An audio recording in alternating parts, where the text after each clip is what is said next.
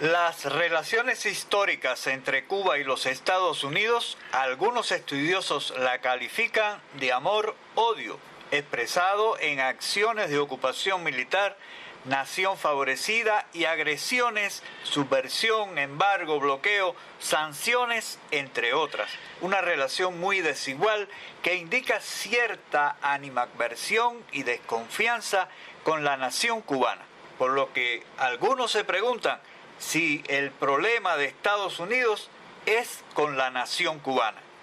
Al parecer, la conflictividad entre Cuba y los Estados Unidos continuará mientras su gobierno no acepte la alineación a los designios e intereses y nada tiene que ver con su sistema político y económico socialista o capitalista, porque la realidad histórica es que en ciertos sectores persiste la idea racista y colonialista que los problemas de Cuba solo se solucionan con la guía y protección de Estados Unidos. Esa fue la justificación exacta en 1898 para invadir Cuba. Los cubanos no están preparados para gobernarse, no tienen cultura, son vagos, y los nacionalistas se aprovechan de esa visión entreguista de una parte de los cubanos a los que acusan de anexionistas por pensar que la salvación de Cuba está pasando a formar parte de la esfera de influencia estadounidense. Pero 65 años de revolución no han pasado por gusto. Ahora, ¿qué modelo de sociedad acompaña y viabiliza esa nación? Es otra discusión. Algunos plantean que es la opción socialista, otros no, pero este tema de la centralidad de lo nacional es y debe ser un punto central en cualquier agenda política. Cuba produce un capital humano que el mercado nacional interno no puede absorber a plenitud, y los cubanos emigran por millares, convirtiéndose en un problema para los países vecinos, y es cierto que tiene un impacto enorme en la estructura demográfica, productiva y las estrategias de desarrollo del país. Desde Cuba se ha intentado justificar y adaptar ese fenómeno migratorio al discurso político y hasta académico, planteando que debemos adecuar el fenómeno migratorio a un mundo profesional globalizado de cubanos y crear las condiciones para que sea itinerante. Y es verdad que el fenómeno migratorio no es solo cubano, pero ese discurso debe ir acompañado de una estrategia de atender a los que se van y crearles las condiciones para que desde donde están puedan aportar al país donde nacieron y regresar sin que nada se los impida,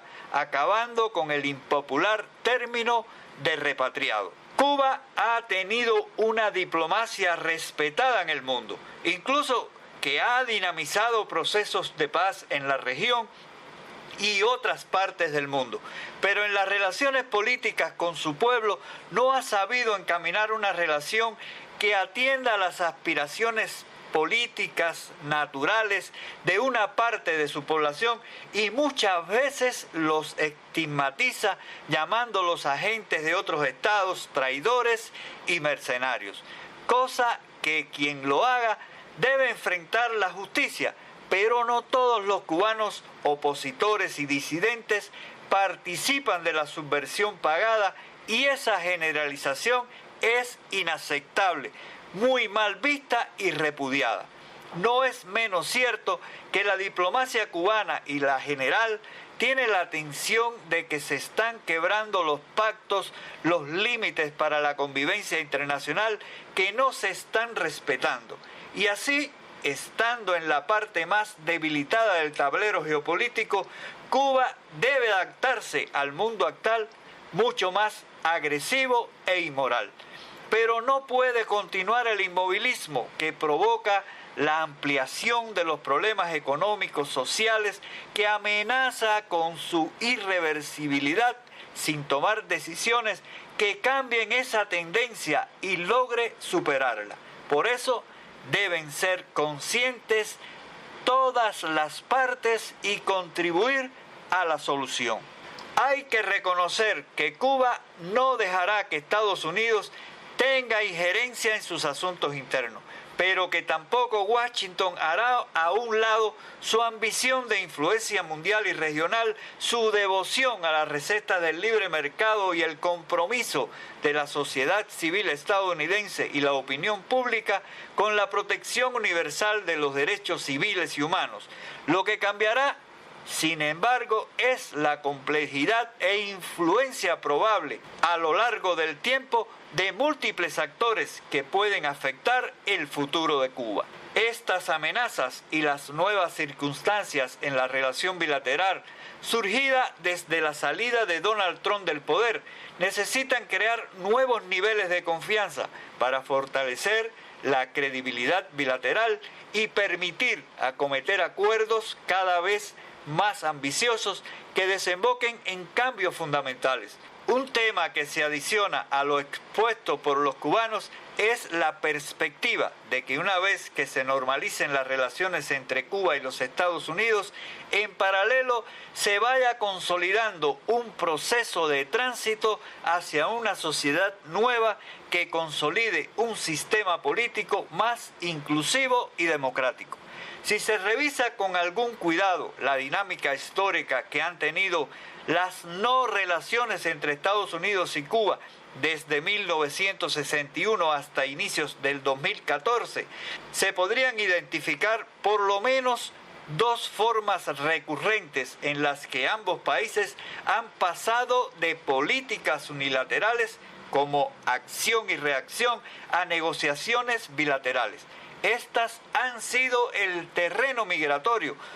por un lado, y la cooperación en distintas áreas, por otro, que son una muestra de esas dos formas de relaciones que han prevalecido en la política de Estados Unidos hacia Cuba y viceversa. Las autoridades han negociado acuerdos en materia migratoria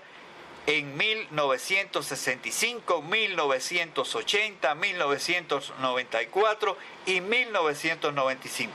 siempre como resultado de la apuesta cubana a una campaña previa de presiones estadounidenses. Se diría que Estados Unidos se ha visto obligado a sentarse a negociar con Cuba. El factor humano, a través de la emigración, ha sido lamentablemente la ficha de cambio en la actitud de ambos gobiernos, que hasta hoy continúa. Por otro lado, la cooperación en distintas áreas entre Estados Unidos y Cuba ha estado inmersa en coyunturas internacionales